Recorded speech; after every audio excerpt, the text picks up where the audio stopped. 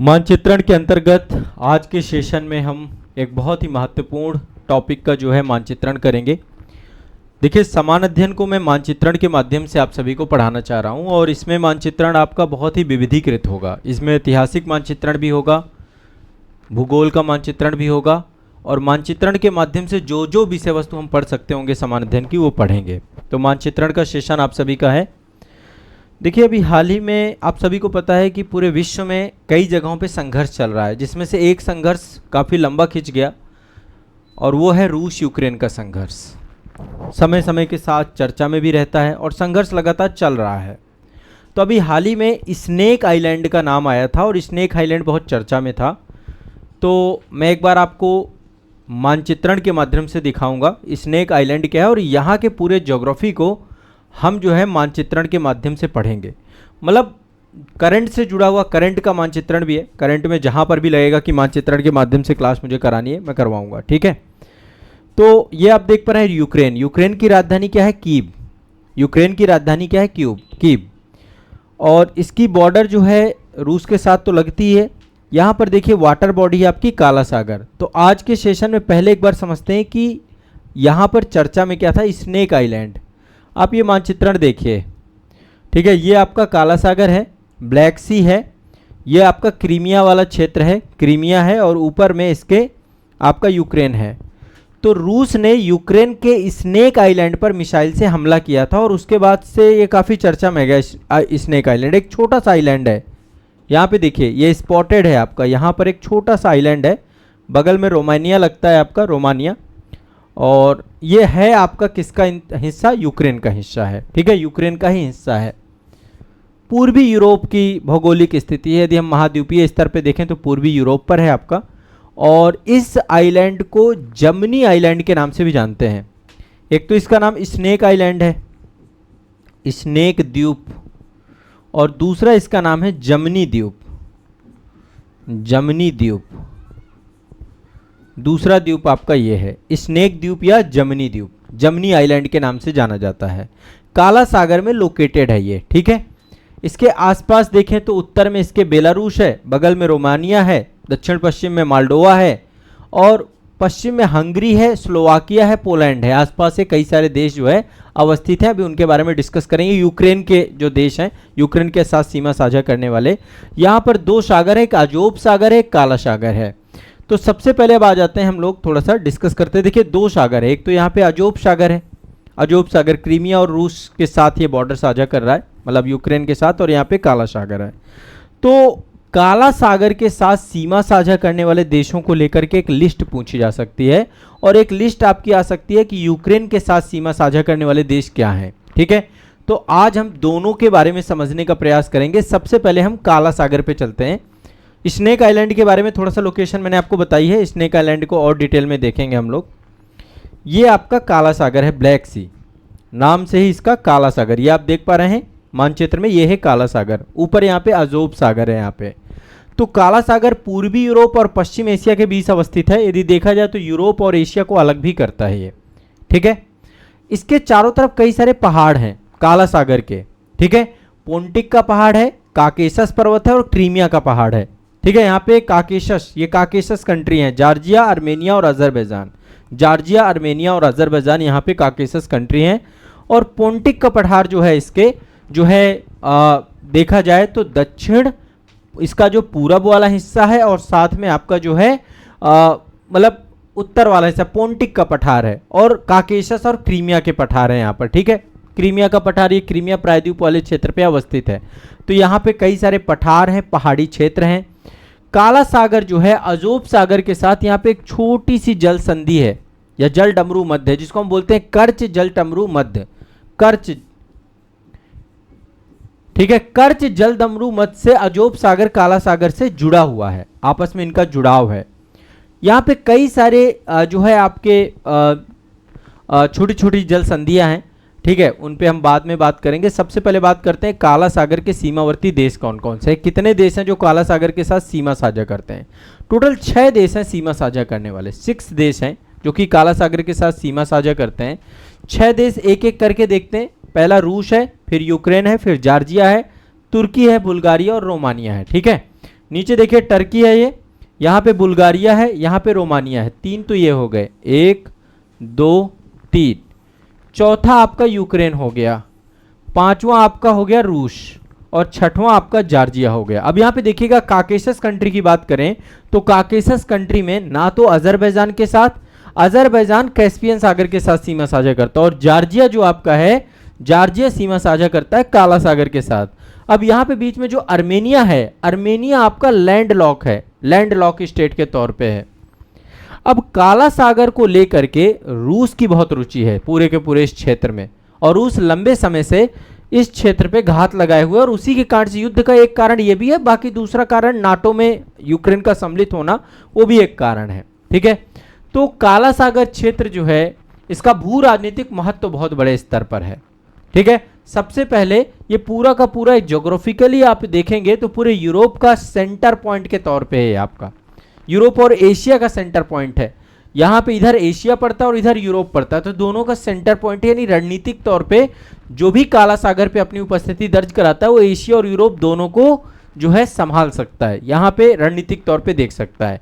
दूसरा, यहाँ से एनर्जी के लिए, माल के लिए गलियारा मिलता है, चूंकि आपको पता है रूस को यदि समंदर चाहिए, रूस के उत्तर में भी समंदर है, आर्कटिक वृत्त है, लेकिन वो पूरा बर्फीला रहता है, बर्फ से जमा रहता है। लेकिन रूस को यदि ट्रेड करना है तो उसके पास ऑप्शन ही काला सागर हो करके जो है भूमध्य सागर में उपस्थित होना, और फिर इसके बाद या तो लाल सागर होते हुए अरब सागर में आ जाना, और या तो जो है अटलांटिक महासागर में यूरोप निकल जाना। तो मतलब ट्रेड के लिए बहुत बड़ी स्ट्रेटेजिक लोकेशन है, इसलिए रूस इस क्षेत्र पे कब्जा करना चाहता है और लगातार लगा हुआ है, तो माल के लिए, एनर्जी के लिए। और तीसरा, काला सागर क्षेत्र जो है सांस्कृतिक तौर पे, जातीय विविधता के तौर पे, भौगोलिक निकटता के तौर पे रूस के काफ़ी नज़दीक है। रूस के साथ जो है इस पूरे क्षेत्र की जो एथनिसिटी है, यहाँ पर रहने वाले जो लोग हैं, यहाँ पे रहने वाली जो जनजातियाँ हैं, वो सारी की सारी जो है ज़्यादा अपने आप को करीब पाती हैं रूस के। ठीक है, तो सांस्कृतिक तौर पे इससे जुड़ा हुआ है, और इसी कारण से रूस ने जो है क्रीमिया पे कब्जा किया। क्रीमिया हिस्सा हुआ करता था यूक्रेन का। 2014 में यूक्रेन ने रणनीतिक रूप से क्रीमिया प्रायद्वीप पर जो है रसिया ने कब्जा कर लिया इस क्षेत्र में, और इसके कारण से जब ये रसिया के द्वारा कब्जा किया गया, यहाँ रेफरेंडम वगैरह भी करवाया गया। इसके बाद 2020 में आपको पता है, नवंबर 2020 में भारत ने संयुक्त राष्ट्र में यूक्रेन द्वारा प्रायोजित एक प्रस्ताव के खिलाफ मतदान भी किया था, क्रीमिया के कथित मानवाधिकारों के उल्लंघन की निंदा भी की थी। लेकिन हम देखिए हमेशा रूस के साथ खड़े, क्योंकि रूस हमारे साथ खड़ा है, लेकिन हम शांति के साथ भी खड़े हैं, हम युद्ध के साथ नहीं खड़े हैं। ठीक है, भारत युद्ध के साथ कभी नहीं खड़ा है। अमेरिका की इस क्षेत्र में बहुत रुचि है। अमेरिका इसलिए यहाँ पे रुचि रखता है क्योंकि आसपास जो नाटो कंट्रीज हैं वो यहाँ पर हैं। यूक्रेन अभी नाटो में नहीं सम्मिलित हुआ, लेकिन आप अन्य देखेंगे, अन्य देश जो है यहाँ पे नाटो के साथ सम्मिलित हो चुके हैं, तो इसका सामरिक महत्व बहुत है, और ऐसे में अमेरिका भी इस पर अपना कंट्रोल रखना चाहता है। और यही कारण है कि कहीं ना कहीं पे काला सागर जो है एक जो है सेंटर पॉइंट बना रहा हमेशा इतिहास में।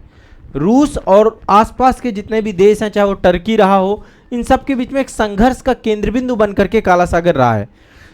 तो अब यहाँ पे देखिए 2-3 क्वेश्चन जो आपको समझने चाहिए। पहला क्वेश्चन है, काला सागर के साथ सीमा साझा करने वाले देशों की संख्या कितनी है? 6। कौन कौन से हैं? टर्की है, बुल्गारिया है, रोमानिया है, 1 2 3। चौथा यूक्रेन है, 5वां आपका जो है यहाँ पे रूस है, और 6वां जॉर्जिया है। 6 तो देश हैं आपके ये। ठीक है, 6 कंट्री हैं ये, दिमाग में बैठा लेना है। क्लियर है? स्पष्ट है? कोई दिक्कत तो नहीं है? स्पष्ट है ना? कोई समस्या नहीं है? तटीय भौगोलिक स्थिति की बात करें, समुद्री भौगोलिक स्थिति की बात करें, या रूस के लिए इसके इंपॉर्टेंस की बात करें, सबकी बात। अच्छा, इसमें ऑक्सीजन की कमी है, इसमें ऑक्सीजन नहीं है, इस कारण से यहाँ पर इसको ब्लैक सी के तौर पे देखा जाता है। ठीक है, तो ये एक बहुत ही महत्वपूर्ण जानकारी। अब दूसरी चीज़ जो आपको जानना है यहाँ पे, काला सागर के बाद यहाँ पर दूसरा आ जाइए, यूक्रेन के बारे में थोड़ा सा समझ लेते हैं कि यूक्रेन के साथ कौन कौन से देश सीमा साझा करते हैं। ठीक है, दूसरा मैपिंग के अंतर्गत ही, चूंकि अब यूक्रेन का ही एक शहर है स्नेक आइलैंड, काफ़ी चर्चा में था, ब्लैक सी में अवस्थित है आपका स्नेक आइलैंड। तो ऐसे में यूक्रेन के साथ सीमा साझा करने वाले देशों को भी हमें एक बार दृष्टिपात करना चाहिए, क्योंकि हो सकता है संभवतः वहाँ से भी क्वेश्चन आपसे पूछ ले। आपको मैपिंग में कोई भी पक्ष छोड़ के चलना ही नहीं है। ठीक है, अब देखिए सिंपल सी बात है, जब हम यूक्रेन की बात करते हैं, यूक्रेन के उत्तर में, उत्तर पश्चिम में अवस्थित है बेलारूस। ठीक है, पूरा बेलारूस है पहली तरफ। पूरब में देखेंगे तो रशिया ने इसको घेर रखा है। तो पहला बेलारूस है, दूसरा आपका रशिया है, पूरी तरीके से रशिया ने घेर रखा है।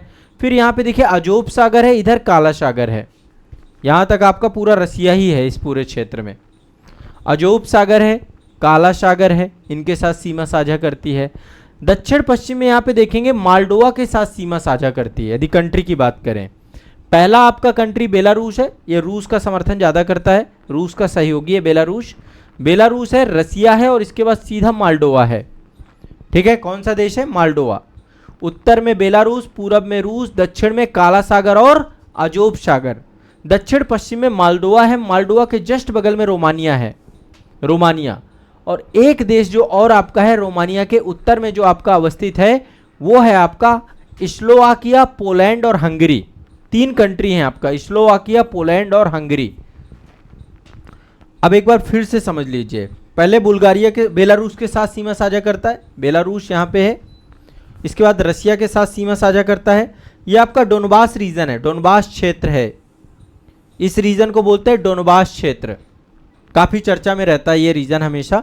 यहाँ पे देखिए अजोब सागर है, यहाँ पे आपका जो है ब्लैक सी है, मालडोवा है, रोमानिया है।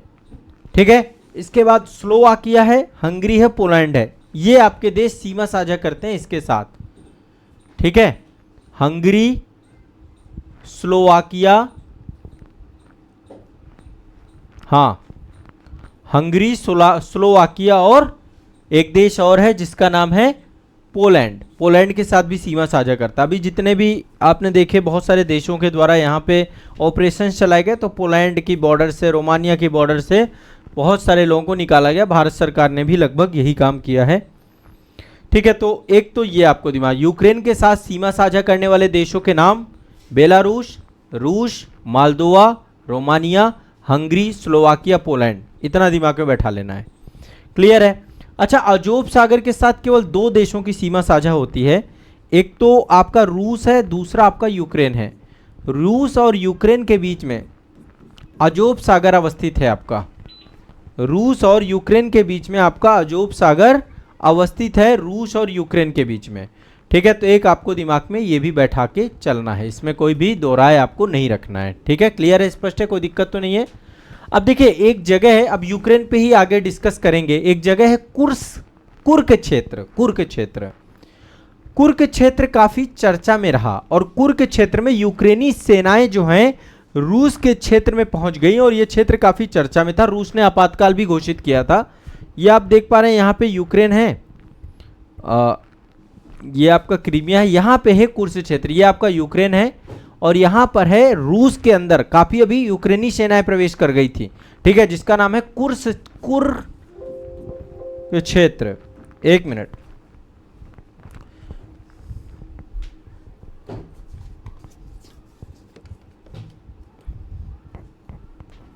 हाँ, कुर्स्क क्षेत्र ये आपका रूस के अंदर का क्षेत्र है। अभी युद्ध के दौरान एक दूसरे के क्षेत्रों में प्रवेश हो जा रहा है। ये आप कुर्स्क क्षेत्र देख रहे हैं और ये जो आप देख रहे हैं ये डोनबास रीजन है। डोनबास रीजन में रूस का नियंत्रण हो चुका है, लेकिन ये यूक्रेन का हिस्सा है डोनबास रीजन।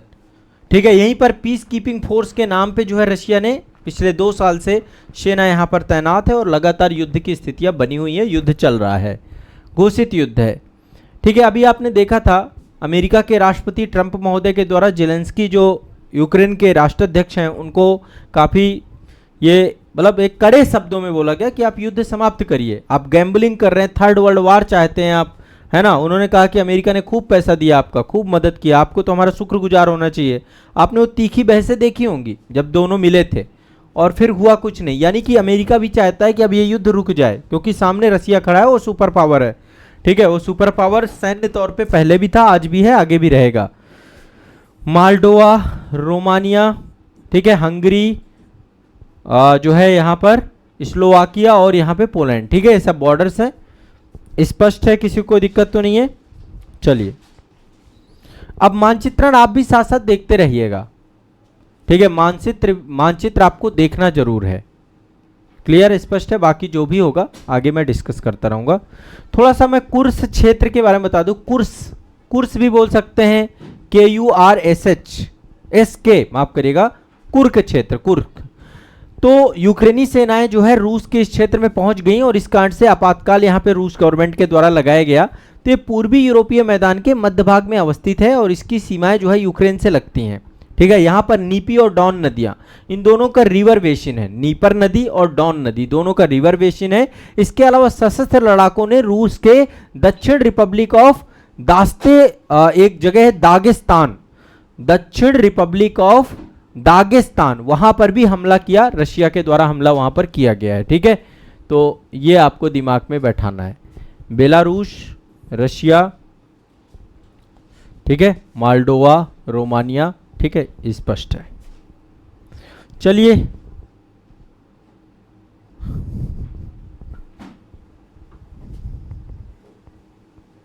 कोई दिक्कत तो नहीं है, चलिए